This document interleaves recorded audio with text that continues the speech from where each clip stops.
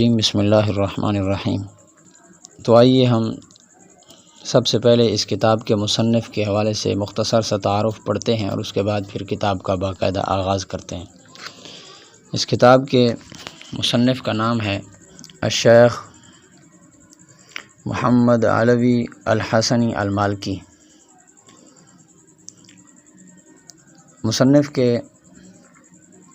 خاندان کے حوالے سے علماء نے فرمایا کہ آپ سید اور آل رسول خاندان سے تعلق رکھتے ہیں۔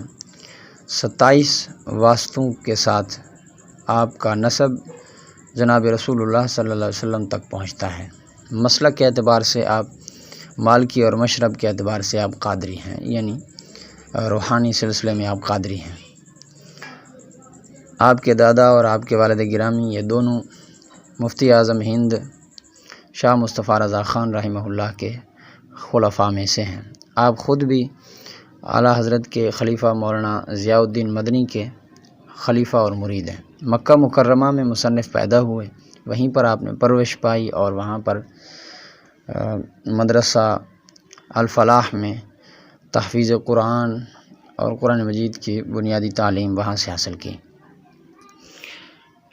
حصول علم دین کے لیے آپ نے مختلف ممالک کا سفر فرمایا۔ فن حدیث اور علوم حدیث جتنے بھی ہیں سب آپ نے جامعہ الازہر کے اندر حاصل کی، جو مصر کی مشہور یونیورسٹی ہے۔ آپ نے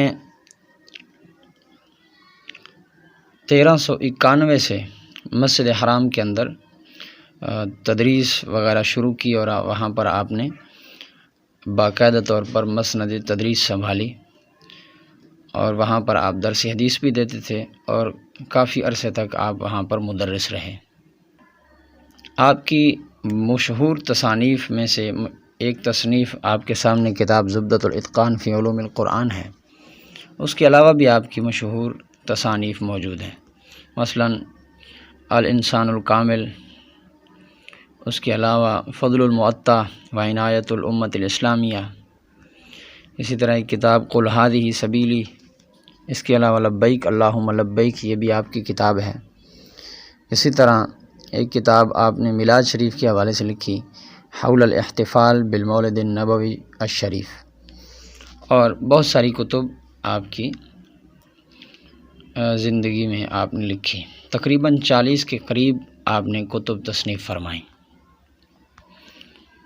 دعا ہے اللہ تعالیٰ مصنف کی خدمات دینیہ اپنی بارگاہ میں قبول و منظور فرمائے۔